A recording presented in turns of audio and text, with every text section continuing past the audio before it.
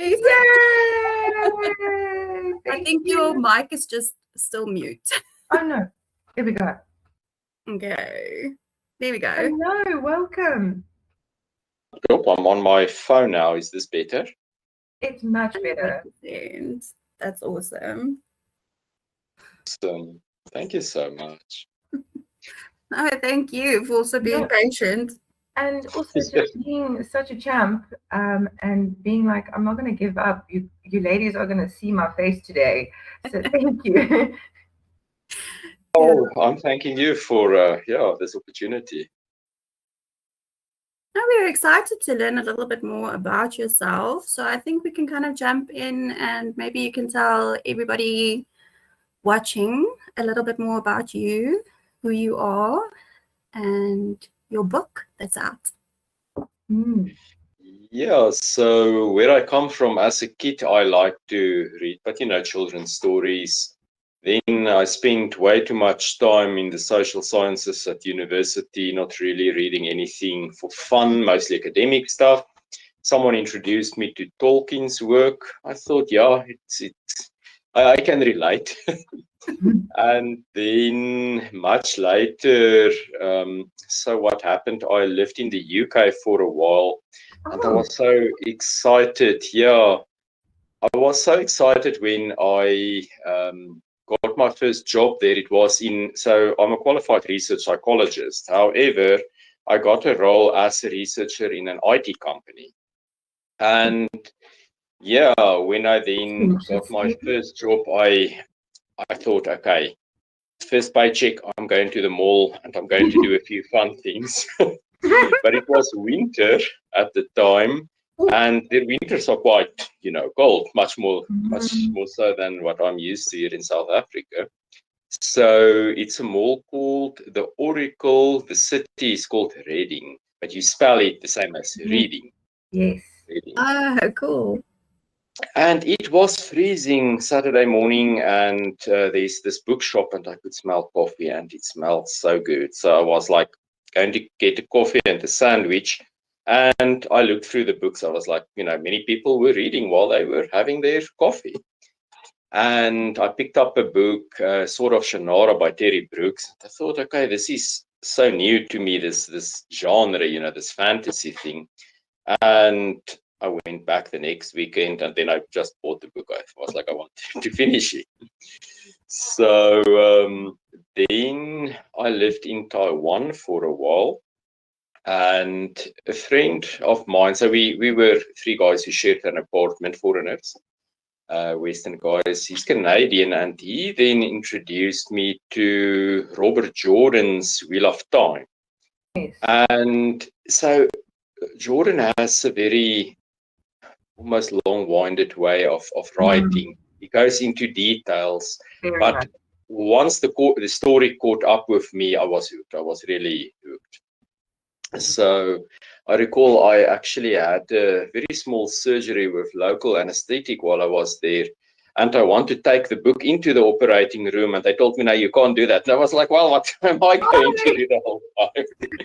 That is how hooked I was. Wow, okay. So, just to interrupt you quickly on that note, have you actually read the whole series? Yes, yeah. All of those, like 14 books or something? It's insane. Yeah, the first time, so I read it twice. The first time took me around 2 years because the final two books weren't done yet. And the writer also passed away, Robert Jordan, and another writer, Brandon Sanderson, took over from him to finish the story or the series. Beautiful how that happened, yeah. So what happened, Jordan's wife was also his editor, and then she approached one of the fans who was also a writer, and she said, you're the person to finish the series. So yeah. It's actually amazing.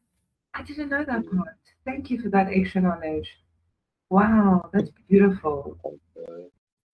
Sure. Yes. That was your inspiration, of course.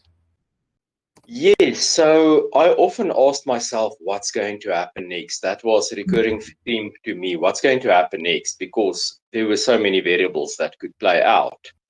And what would I have done had I been a certain character? So I spoke to one of my housemates. As I said, we were three guys renting an apartment together, and he was in the same boat. What's going to happen next? Because he was also reading the series.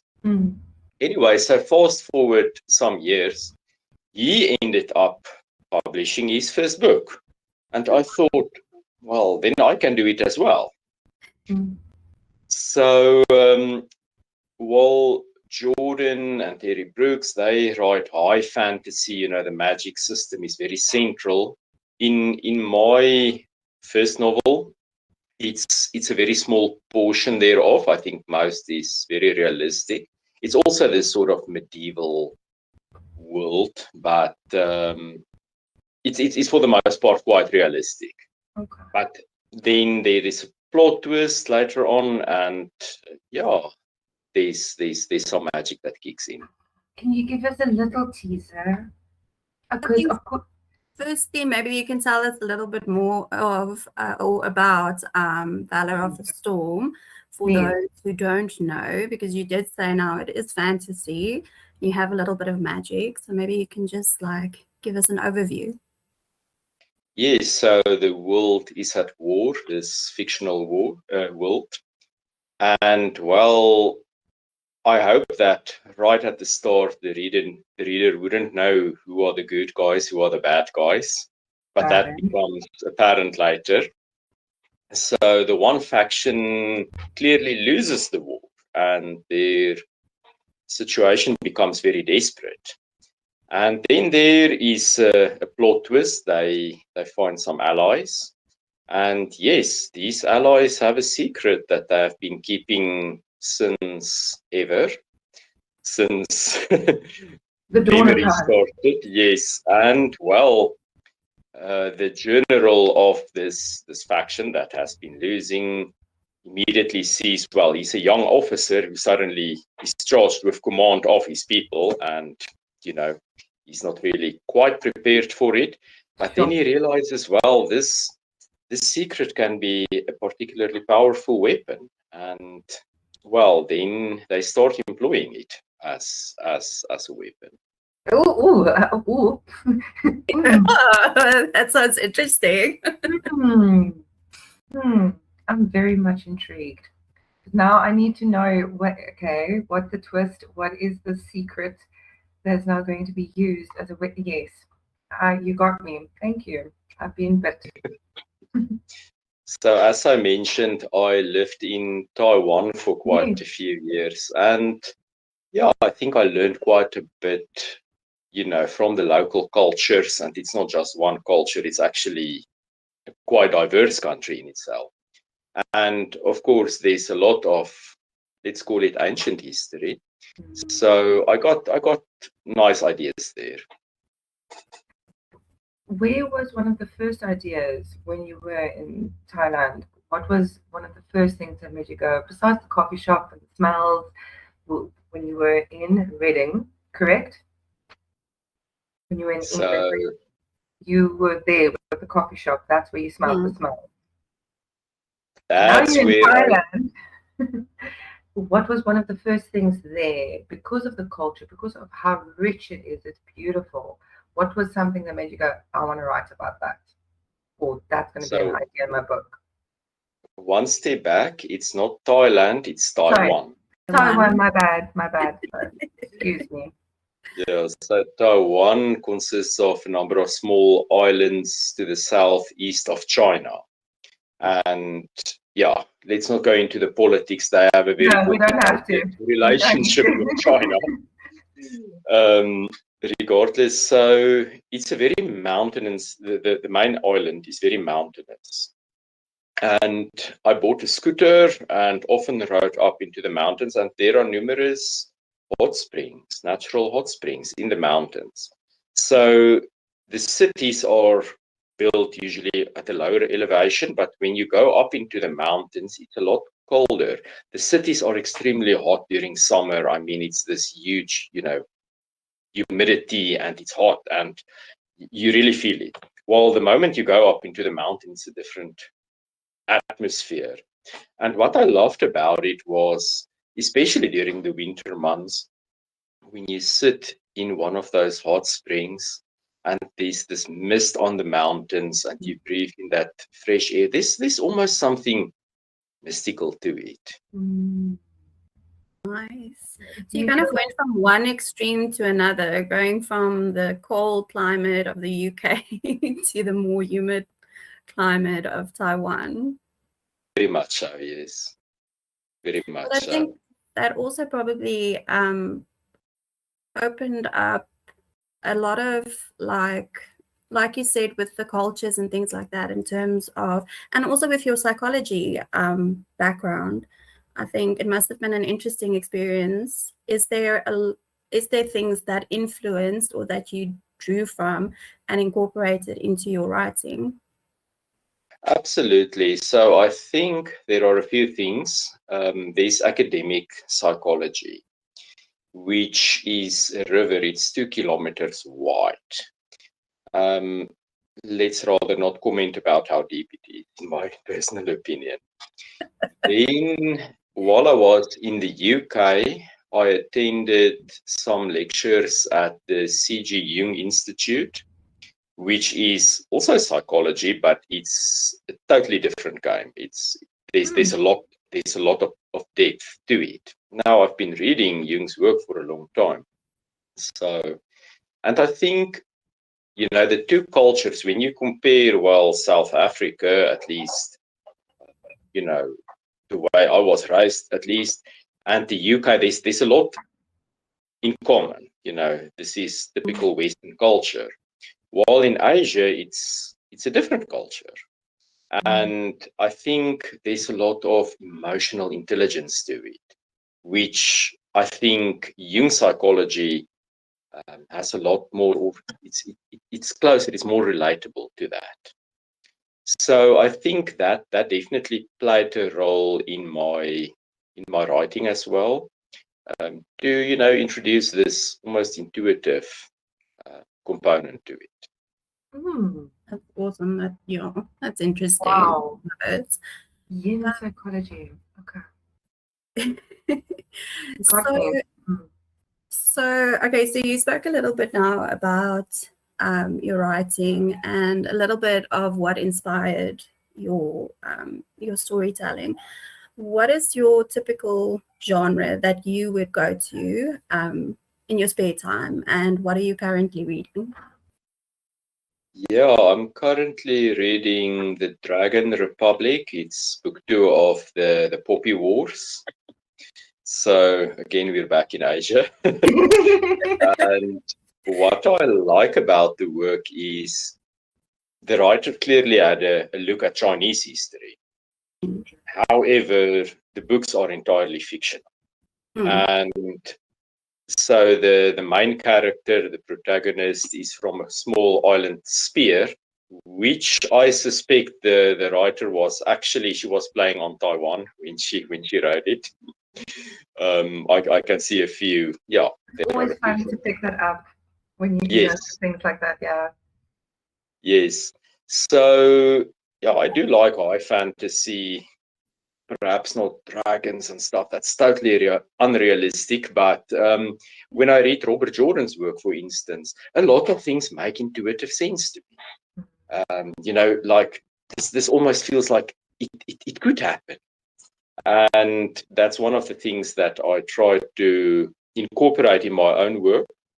And then also my first novel, Valor of the Storm. And I intend to make it a series. There's only one book at this stage. I'm busy with book 2. So I incorporated that, but basically there are 2 dimensions to the story. When you read it, it's a fictional story in a medieval sort of fictional world. However, there is a different, deeper dimension. And I think once you've seen it, you cannot unsee it. There's a totally different story. It's a bit like 1984 or Animal Farm. There's a different story behind it. Okay, But we're going there. Okay. then again, I have spoken to some of my readers who didn't see it at all. So I guess some people will pick it up at some point. Okay.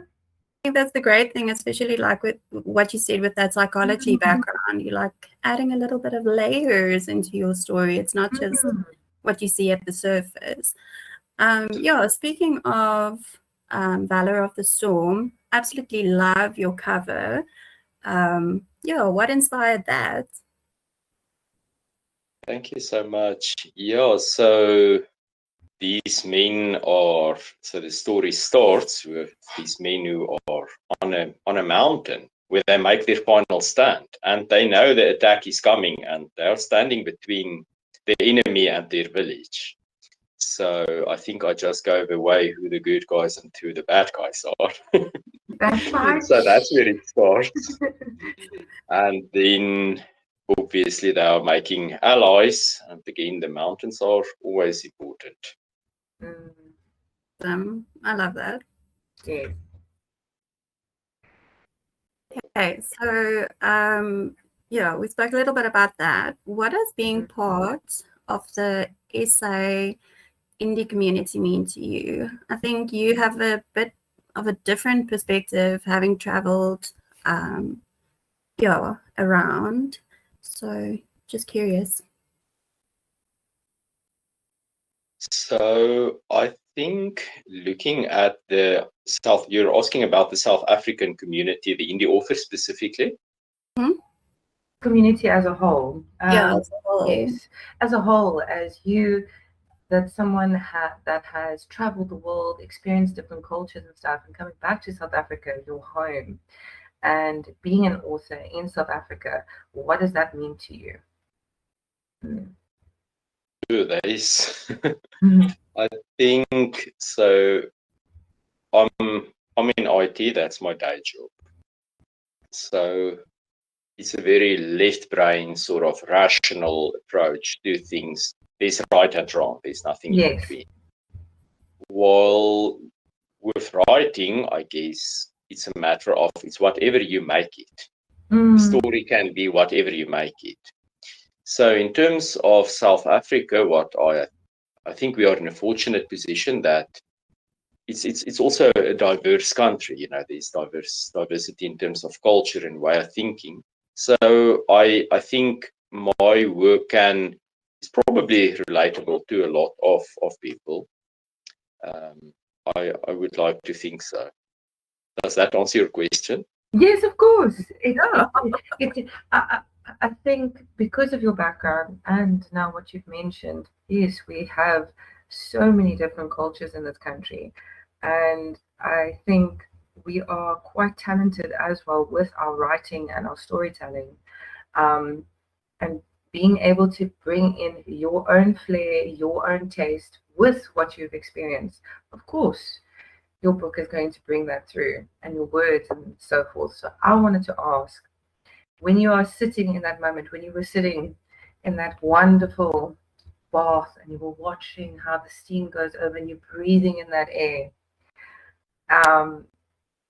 when you think of words of writing, because I know that's one of the things many authors or writers deal with, to explain the character, do you let the character speak for themselves?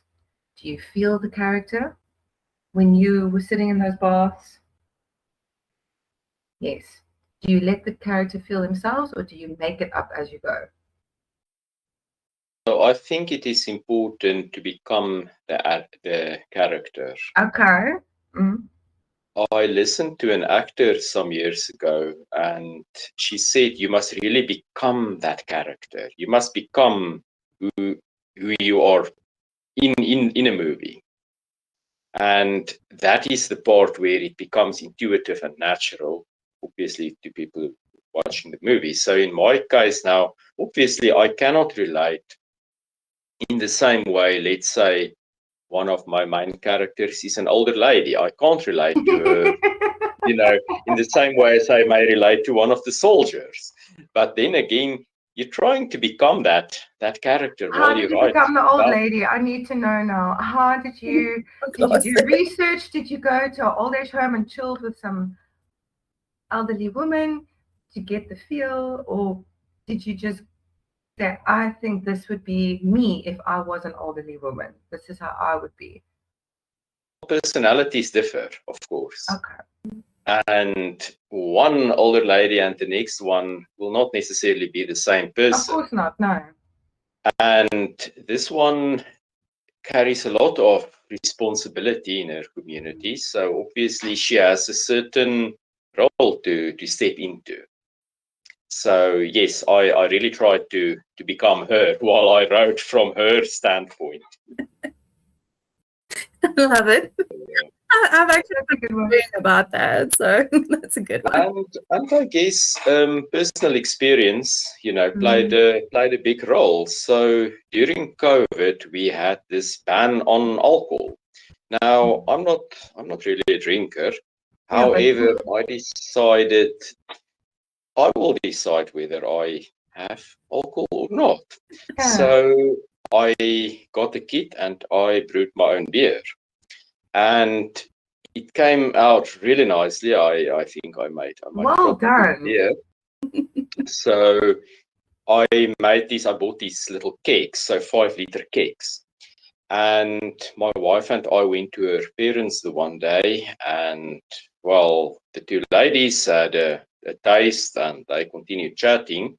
So there aren't any preservatives in my beer, and you don't feel it until the alcohol hits you. And it was a hot day, and my father-in-law and I, then, we just continued chatting quite casually. And at a stage, the keg was empty. And I didn't think anything of it. And the next morning, I woke up with a terrible headache. And I told my wife, I think I've got COVID. This is bad, hey? I'm feeling horrible. And she looked at me like this and she folded her arms and she asked me, how much beer did you and my dad have yesterday? And I told her, well, it's a 5-liter keg, so it's about 2.5 liters each.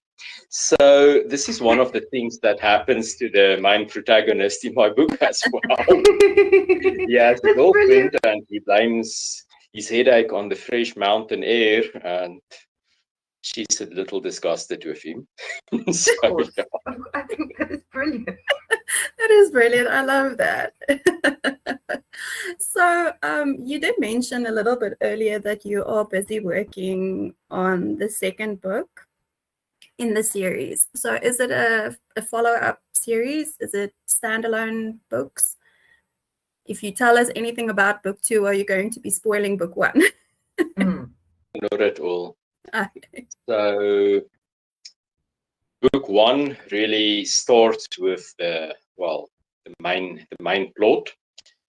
And the way I write, and this is just my style of writing, the story for book 2 is completed already on 16 pages. But now I'm expanding it, make it in a readable format. Okay. So I know this is going to happen, this is going to happen, this is going to happen. So in looking from that point of view, the story is already completed, but obviously dialogue and chapters and all that, that's still coming.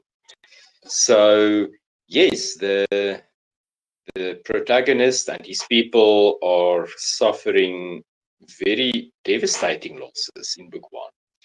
And in book 2, it's time to, rescue a few people from the enemy's capital city, but you don't do that without consequences. So consequences there will be. And then there are the mysterious ladies from the mountains, and they do provide their assistance to the protagonist.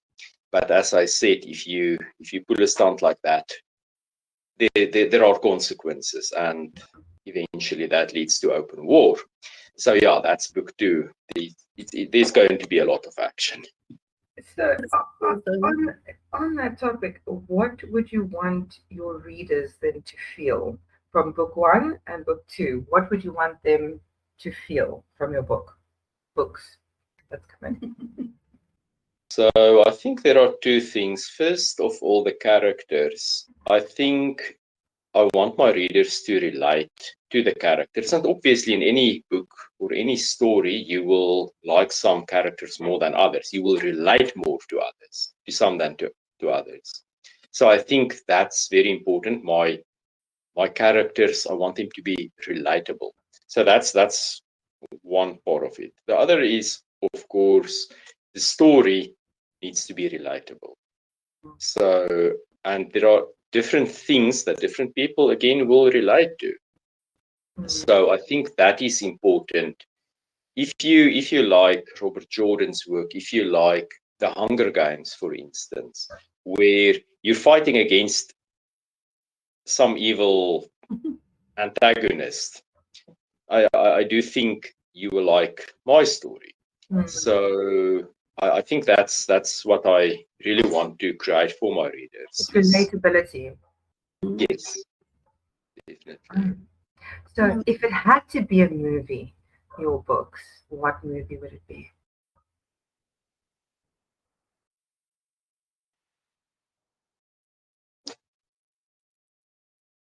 What movie will it be? I think it will be a crossbreed between Hunger Games and the Shannara series. Shannara series. The Shannara Chronicles. Wow, I didn't expect that one. That's a good. Okay. So where can we get this book? The local book arch. The local book. So we can get it at the local book. Great. Yes. Yeah, so it's in printed version and ebook. That's awesome. You did mention that you've kind of planned the story for book 2. So you're a bit more of a planner compared to a pantser. How long do you plan the series to be? How many books? Have you thought about that? Or is it kind of just like you're going along with the story? Yeah, I've written maybe 5 lines for book 3 as well. Okay. Yes, so I think I will, likely have 3 books in the series. So currently I'm busy with book 2. It can take another, I don't know, year possibly to complete, because obviously I want it. Yeah, I need to be happy with it. Yes. So yeah, and then I will start with book 3 after, and that will be the grand finale. Okay, so you're planning on a trilogy? Yes, definitely. Nice. And then, okay, so obviously you're only busy with book 2 now, and you're planning this trilogy, which is a fantasy trilogy. Any thoughts of branching out into other genres, things that you want to do after this series? Yeah. Yes, I have one idea for a standalone in my head. For some reason, I always find myself thinking about plots that happened centuries ago, and this one in particular will possibly happen in Roman times. I can see how something like that could have played out then. So, but yeah, that's just a thought. That's a whole other genre now. That's a whole other. Good. Yeah. Okay. That sounds awesome. Well, if you think about it, Roman times, what do you think? It's also, there's a lot of warfare, there's a lot of, let's call it primitive technology, and it's also a dystopian, it was a dystopian world for a lot of people. So with that one, are you going to kind of lean more into the realistic like you did now with the, is it okay? And technology. Realistic stuff. You mentioned technology. Will you be touching base with the technology of that time? Definitely. Okay, cool. Well, if you visit a place like Bath in England, yes, the Romans colonized the south of England, and they built actual Roman baths. And there's a place where the Roman baths still stand. The train system from 2,000 years ago is still working. So yes, primitive technology doesn't mean it's backwards. It can mean it was very advanced for the time. Yeah, ahead of the time. Way ahead of the time. And to be able to go into that, researching about that and seeing how they started it, how the process was, you can write so many different things about that. Oh, this is going to be exciting. I'm going to be back in class, history class again.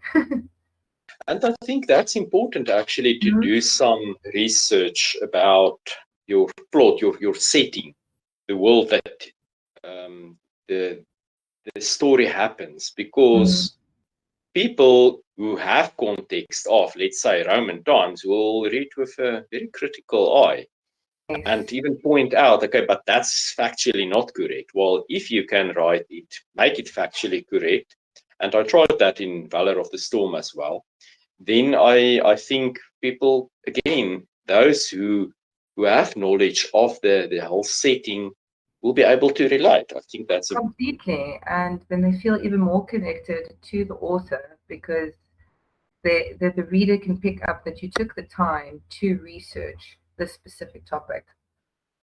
Yes, definitely. A reader really appreciates that. So thank you, author. Thank you. Again, I think people differ, but I hope that in my writing there's something that everyone will be able to relate to. So, sorry, I wanted to I'm jumping all over the place because I'm thinking about what you've said previously as well, and we were talking about the mindset of the older lady and things like that. Which of your characters was the hardest for you to write? And were there any of the characters that kind of resisted your original plan for them? So I think the hardest character for me to write, there were actually two, and these are both antagonists. And I tried to climb into their heads. And so one of the ladies who read my book gave me feedback, and she told me, that's really cool. It seems I succeeded there because they are really evil. Good. So, achieved. Assignment passed. That's what you wanted. Yes. So the feedback I got from a friend of mine, he's actually originally from the UK, but he's been living in Taiwan for many years now. He gave feedback, and he said, well, he wrote a review actually, and he said that the antagonists are evil for the sake of being evil. And then I thought maybe I should write a prequel as well, because there's a reason for that. Yes, and I think that might be harder still because, again, I want to climb into their heads and think from their perspective. And I think to them it will make perfect sense to act the way they do and speak the way they do, because that's where they are coming. But as you said, you get into character, you really feel it.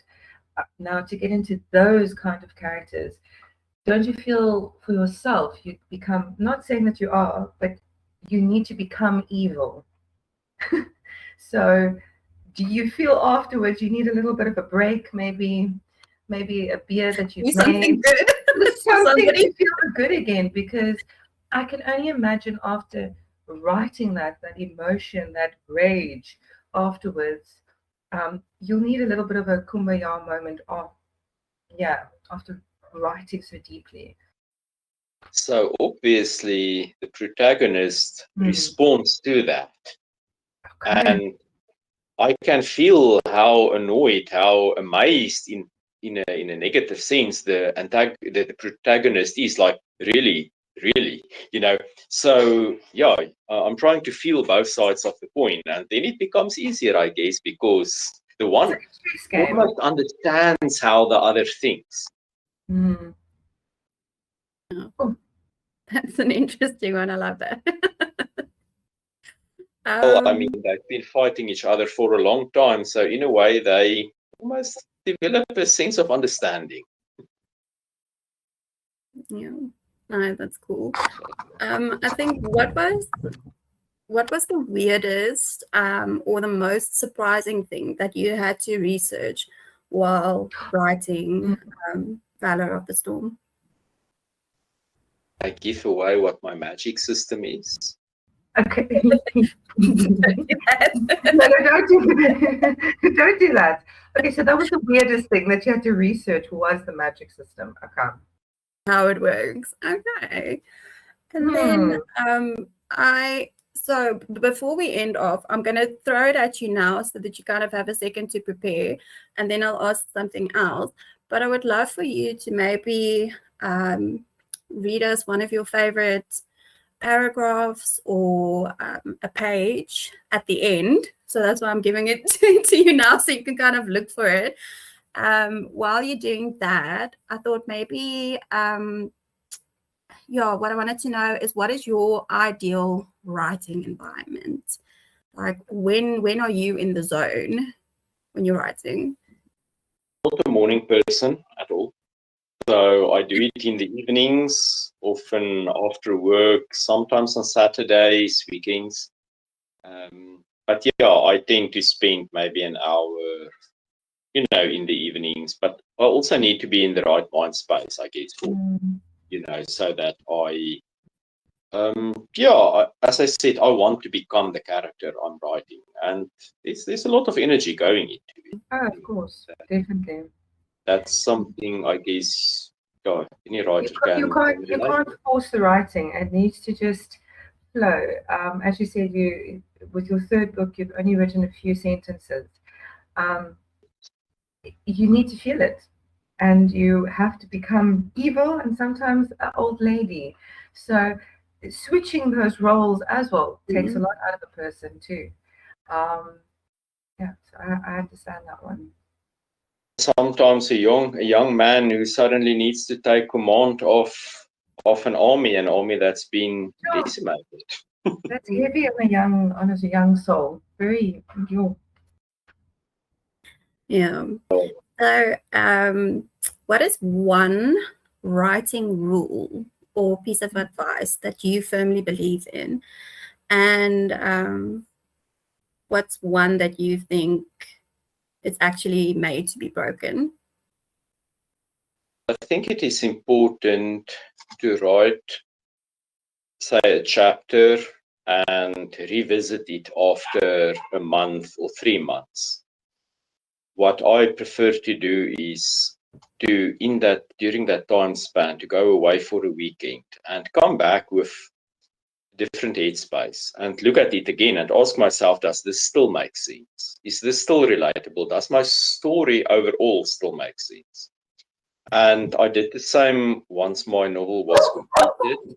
Sorry. I just left it for like 2 months and then I read it again. You need to do that sometimes. And I thought, well, there are quite a few things that I want to change, actually. Yeah, I don't like this. What was this? And then you start arguing, you start debating with yourself, saying, why did I write it like that? What was I thinking? Exactly. Exactly, yeah. And then I think what goes with it, then it helps to, so I think we need to distinguish between proofreading, someone to just look at grammar and all that, and then someone who is critical about the story, and critical obviously in a constructive way, to ask, okay, but what is the logic here? And is this really even necessary, this paragraph? Does it serve a purpose? And to rethink, because if I think about some of the work I've read, and I'm talking about writers like Terry Brooks and Robert Jordan and Susan Collins, I was hooked the whole time. And I feel like they edited out what is not necessary and kept what they really wanted. I think that's important. That's actually awesome, because you're touching on the next question that I wanted to ask, which is kind of how you handle feedback and criticism from your editors, from your beta readers, reviewers, and things like that. So I think it is important to remember that, first of all, people aren't giving feedback to embarrass a writer. That's not the objective. I mean, you might get some trolls on social media who do that, but that's definitely not the objective of people who read your book prior to release. And even after, I mean, I picked up, I think it was towards the end of last year, I was a bit bored the one day, and I picked up a book, and it's romance, and it's this award-winning romance. And I read it and I couldn't get through the second chapter. It just is not my genre. It's just not my thing. So again, you must find your audience. I think that's very important. And remember that, well, even if someone gives feedback, is it because you didn't do a good job, or is it just because it's not their thing? And then ask yourself, well, is this feedback valid? But eventually it's your story as well. That's a very positive feedback, right? The way that you responded now, that is, I think we should clip this part. Definitely, I'm going to clip this part because a lot of authors, even readers, need to hear this because there is a person behind those pages. And as the author, you need to be strong enough to realize this could be either projection or it's just not their genre. And as you've been saying through this whole interview, not everyone's going to get it.